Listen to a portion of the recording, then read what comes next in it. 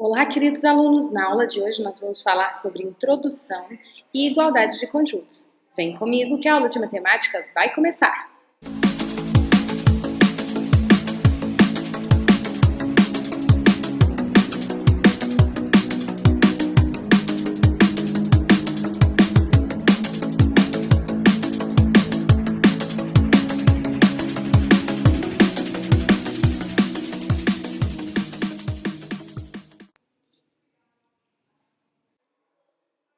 Então vamos lá, sobre conceitos e definições. Essa é uma aula muito teórica, com poucos exemplos, mas para entender mesmo os conceitos e as definições de conjuntos.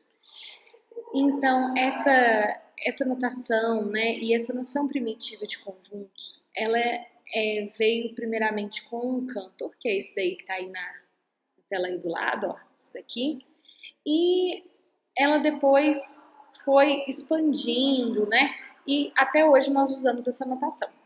Então, a gente tem que conjuntos, no geral, são representados por letras maiúsculas, os elementos, em geral, são representados por letras minúsculas, e a gente tem um símbolo de pertinência, que é este símbolo aqui, ó, que é esse símbolo aqui, ó,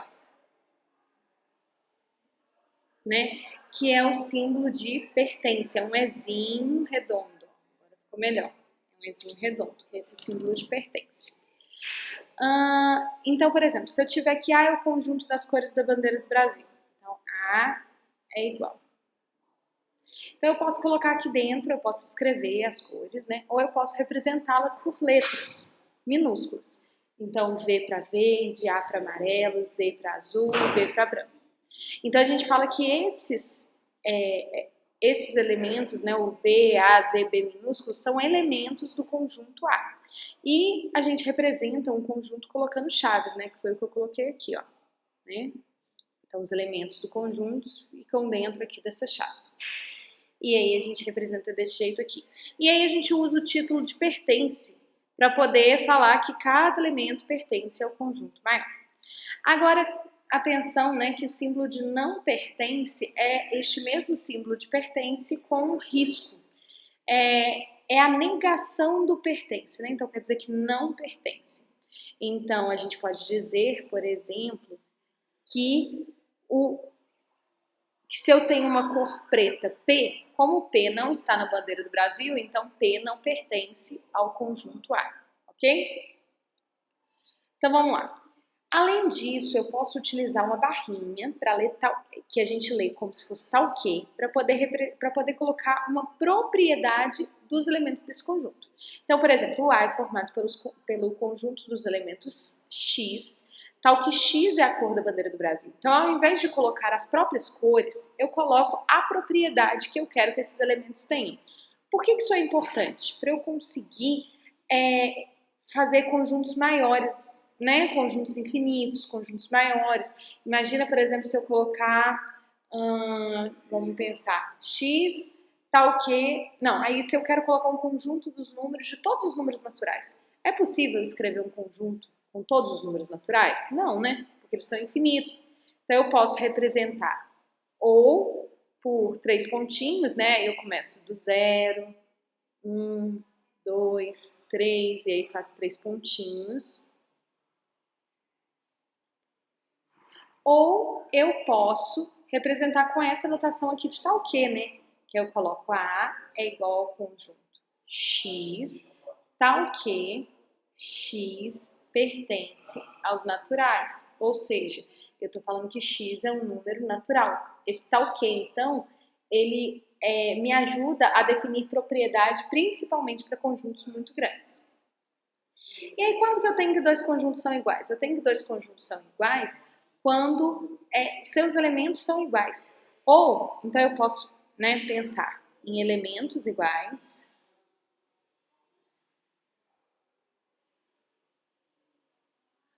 ou eu posso pensar em que um está contido no outro. Então, que o A está contido em B e que o B está contido em A. Ou, por exemplo, que todo elemento de A pertence a B e todo elemento de B pertence a A, né? Então, do A. Depois a gente vai falar mais sobre esse contido na próxima aula. Ou A contido em B, ou B contido em A. I, né? e B contido em A. Isso daqui significa, então, que o A vai ser igual ao B. Por que que isso me dá? Se eu tenho que o A está dentro do B, né? O contido significa que o A está dentro do B. Eu tenho aqui o A está dentro do B. E que o B está dentro do A, os dois só podem ter o mesmo tamanho, ou seja, isso implica que um vai estar do mesmo tamanho que o outro, aqui os dois juntos, e que eles são iguais. Porque não tem como um caber dentro do outro, né? Um está contido no outro e eles não serem iguais, ok? Então aqui um exemplo, ó. O A igual a ABC e o B igual a BCA, só muda a ordem, A igual a B, porque todo elemento de A está em B e todo elemento de B está em A.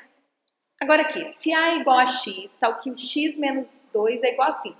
Quem que é esse x? É o resultado dessa equação, né? X menos 2 é igual a 5. Então, quem que é x? X é igual a 7. Então, o único elemento desse conjunto, ele é um conjunto unitário, quando tem um elemento só, é 7. E o B igual a 7 também é um conjunto unitário formado pelo número 7. Então, todo elemento de A está em B e todo elemento de B está em A, que é o único. Então, a gente tem aqui que esse é um conjunto unitário, né? Vamos dizer aqui, unitário. E o A é igual a B.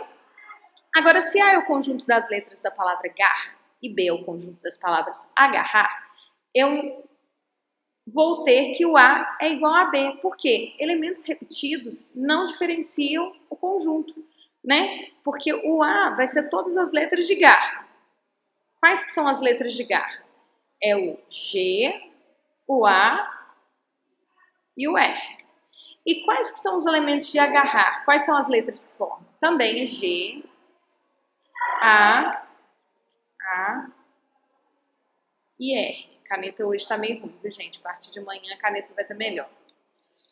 Então, eu tenho que os dois conjuntos são iguais, que são as letras dessas duas palavras. Então, A, nem se implica que A é igual a B. Eu tenho o mesmo conjunto, eles estão em ordens diferentes. Os elementos possuem quantidades diferentes dentro deles, mas eles são iguais, porque todo elemento de um está no outro e todo elemento do outro está no um. Beleza?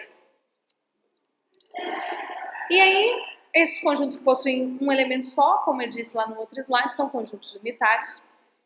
E o conjunto que não possui, né, elemento nenhum, ele é chamado de conjunto vazio. Eu posso indicar ou pela chave sem nada ou por esse símbolo aqui, tá? Que é uma bolinha cortada. Conjuntos unitários, por exemplo, A igual a 5, B igual a X, tal que X é a capital da França. Qual que é a única capital da França, né? Paris. Então esse conjunto é unitário. Um conjunto pode não ser numérico, viu, gente? Igual a gente viu lá no Garra, que pode ser de letras, aqui no caso é de uma cidade, é um conjunto de cidades. Então são conjuntos vazios. X, tal que X é diferente de X. Existe um número que é diferente dele mesmo? Não existe, então esse conjunto é vazio. D igual ao conjunto das cidades de Goiás banhadas pelo Oceano Atlântico. Goiás não é banhada pelo Oceano Atlântico. Então, cidade de Goiás, né? O estado de Goiás não é banhado pelo Oceano Atlântico. Então, qualquer cidade de Goiás não vai ser banhada pelo Oceano Atlântico. Então, não existe essa cidade que é de Goiás e que é banhada pelo Oceano Atlântico. Então, é vazio. Há conjuntos cujos elementos são conjuntos. Então, por exemplo, eu posso ter um conjunto de conjunto. Nesse caso, para quem é mais interessado aí, a gente chama de família. É um conjunto que é uma família de conjuntos, tá? Por isso que ele está com F aqui. Então, esse daqui é um conjunto, ele é formado pelo conjunto vazio, pelo conjunto do elemento A, o conjunto do elemento C. Ele não contém o elemento A e o elemento C, ele contém um conjunto que contém o elemento A, entendeu? É tipo assim, ó, A pertence ao conjunto A que está contido em F. Então, o elemento, ele pertence a um conjunto e um conjunto está contido em outro conjunto, tá? Então, ó, vazio pertence a F, o conjunto A pertence a F, o conjunto C pertence a F. E observe que o A, o elemento A, ele não pertence ao F, porque os elementos de F são conjuntos. Então, o A, na verdade, ele pertence ao conjunto A, tá bom? E A e C não são elementos do conjunto F, beleza? Tá aqui. Então, note que o conjunto A é o conjunto que contém o elemento A. O conjunto assim, ó, então ele tá aqui, ó, é o conjunto que contém o conjunto A, tá bom? Então, o conjunto que contém A pertence ao conjunto do conjunto que contém A. Deu para entender? Sonhe, planeje e faça. Até a nossa próxima aula. Tchau!